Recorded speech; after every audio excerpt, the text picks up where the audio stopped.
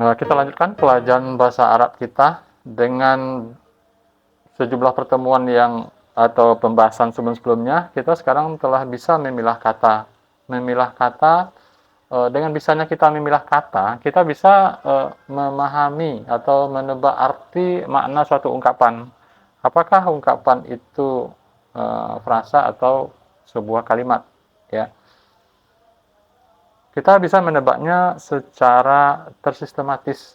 Disebut tersistematis karena kalaupun nantinya kita salah, ya, atau tidak tepat lah begitu dalam menebak arti ini, kesalahan kita itu tidak dalam bentuk berupa struktur dari ungkapan, apa struktur kalimat atau struktur frasa. Sebab ketepatan pemaknaan atau mengartikan ya suatu ungkapan itu sangat erat kaitannya dengan kekayaan kosakata yang kita miliki.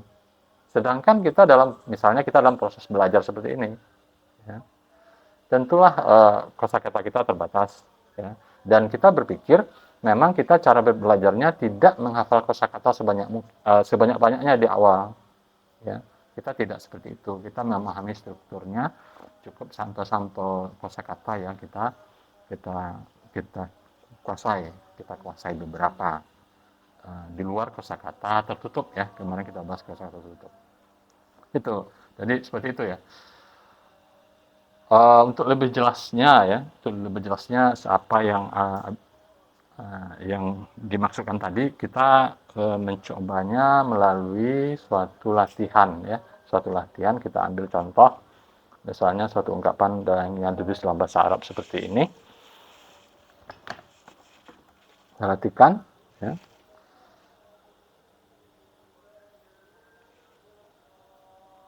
Ya. Ini memang tulisannya kurang bagus, ya, karena kita terbiasa pakai keyboard, ya. Ini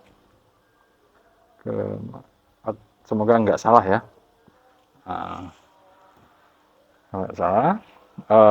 Ini yang dikasih, ya, intinya ya, kalau bahasa Arab itu sebenarnya ya, dia itu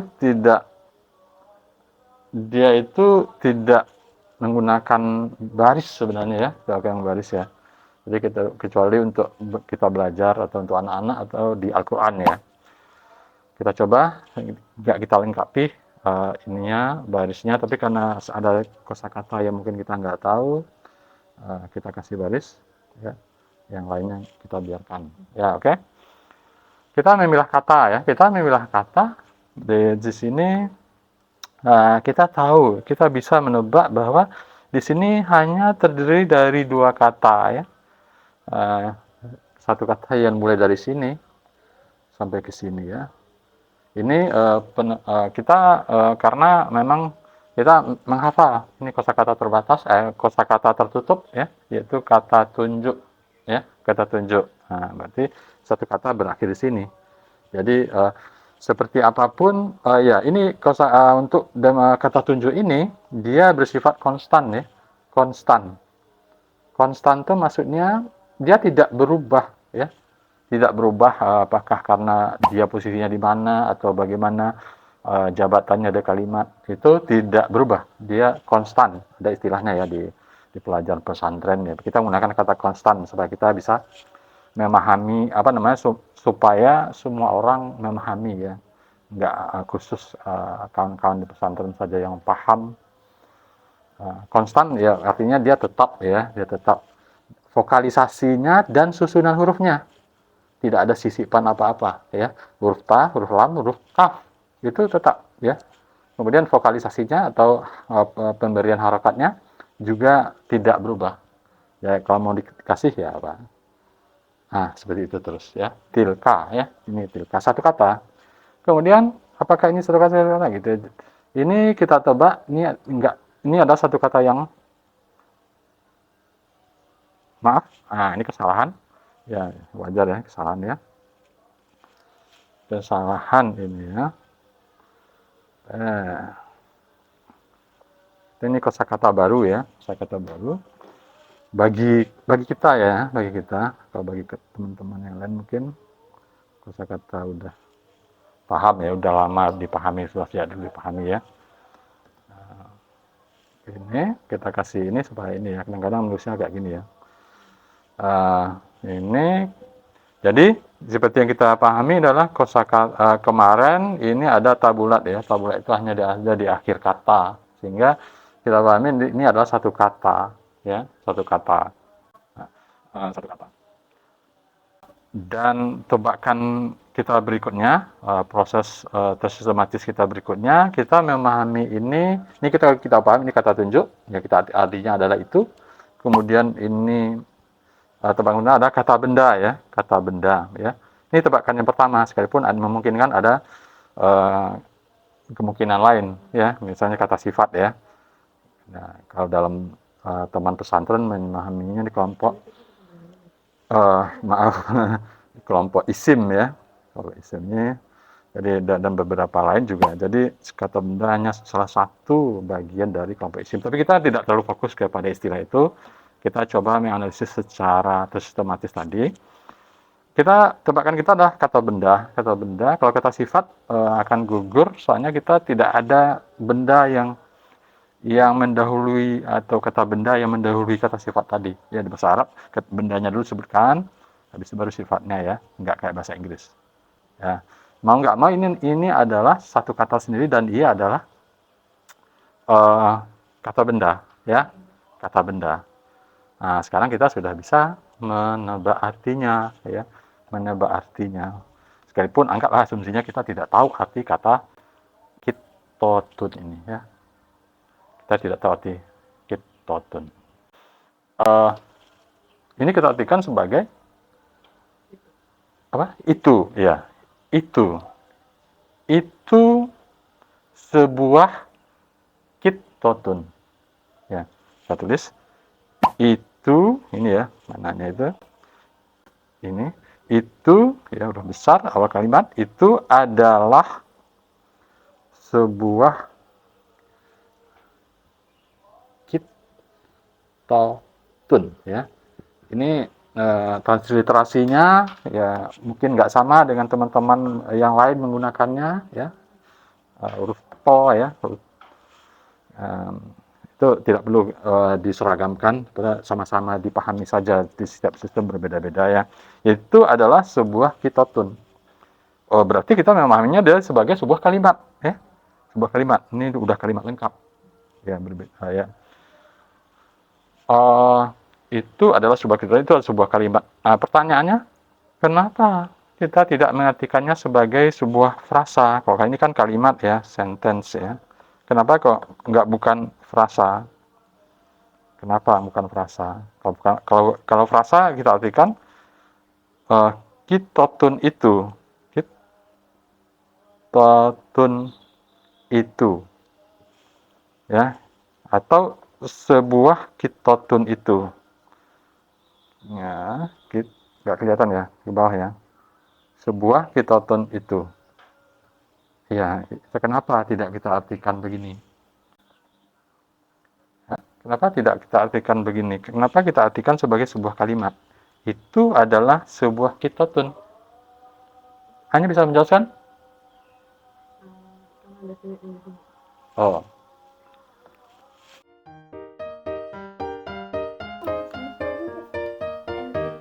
Ya, jadi sebenarnya pengertian kita tadi sebenarnya tidak benar-benar persis ya. Kita sebenarnya kata sebuah ini kita ganti dengan kata seekor ya sebenarnya ya. Jadi tapi kesalahan itu hal yang bukan persoalan besar ya. Nah, jadi sebuah jadi seekor ya.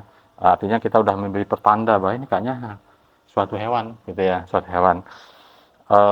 Berikutnya sebelum pertanyaan, ada hal penting lagi yang perlu dicatatkan di sini ya.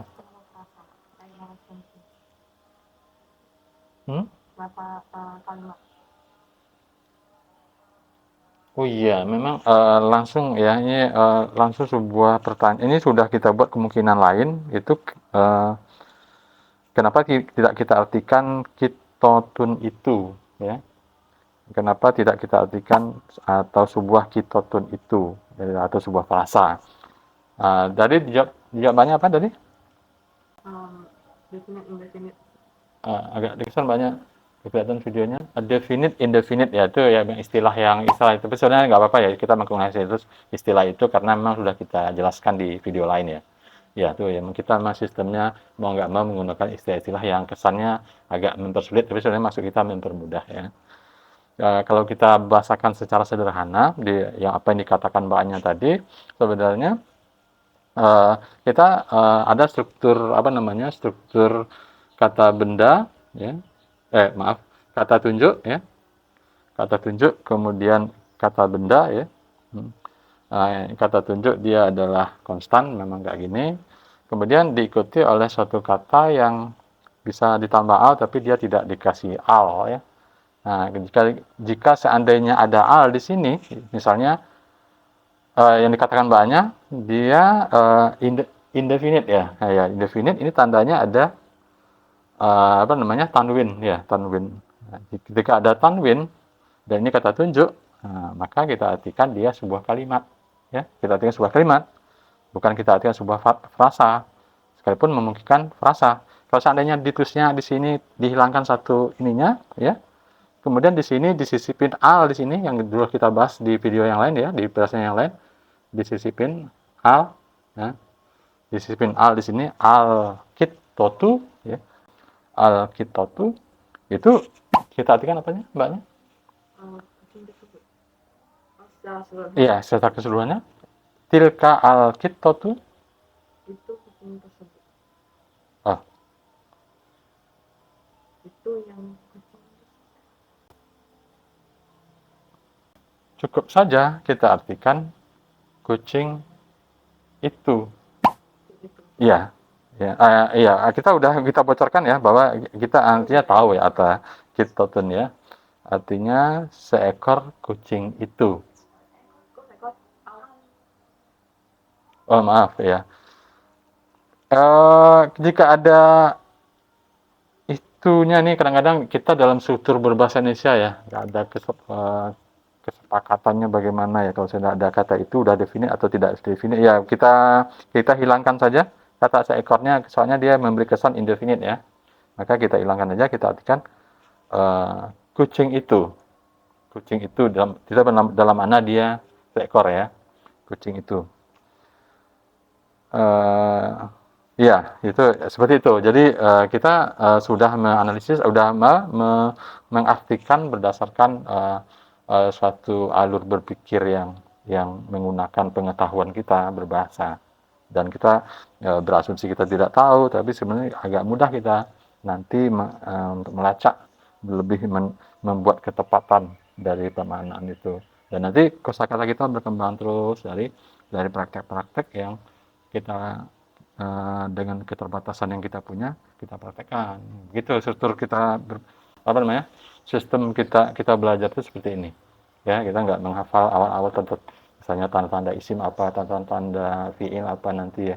Kita nanti akan kita rangkum lah apa yang sudah kita praktekkan itu dengan istilah-istilah yang mungkin agak memberatkan juga. Tapi istilah ini kan nggak memberatkan ya. Jika ada un tadi itu dia adalah indefinite ya. Kalau ada al ini definite. Jadi nanti kalau seandainya kata tunjuk definite maka diartikan frasa. Jika kata tunjuk indefinite maka kita artikan kalimat. Atau itu adalah seekor kucing atau itu adalah kucing. Itu adalah seekor kucing atau itu seekor kucing. Ya, kalau frasa kita artikan kucing itu. Oke. Nih. Oh ya, tanwinnya kita kembalikan. Jika seandainya memang ini kita nggak pakai al ya, soalnya kita artikan sebagai itu adalah ya diperbaiki Mbak Aza ya. Kalau seandainya mau kita artikan ini maka ini harus bertanwin, oke? Sekarang latihan, dihapus sedikit supaya ini latihan ke mbaknya. Mbak Aza boleh ikut kalau mau ini ya bagian kameranya. Ambil kertas, bisa menjawab kedua-duanya enggak? Ya. Soal yang pertama adalah ini juga latihan menulis ya, kita nggak terlalu fokus menulis, kita hanya fokus untuk membaca ya. Tapi nggak apa-apa, karena kita bikin video supaya lebih jelas, kita belajar menulis ya. Latihan.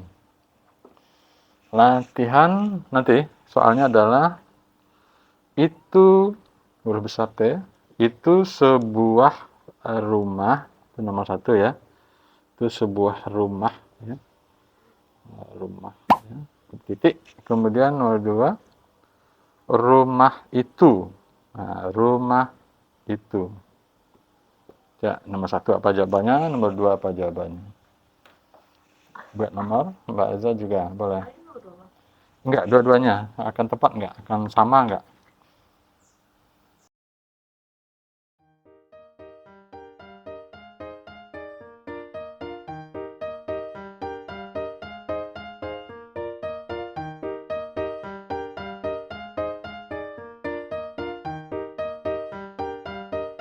Ini. Oke, kita ini dulu ya. Yang tadi kapus ya, untuk pembanding ya, ditulis lagi ya. Tilka ya. Oh ini ya. Tilka ya. Ini tilka. Gitu. Ya, ini kasih atau yang 2 itu ya.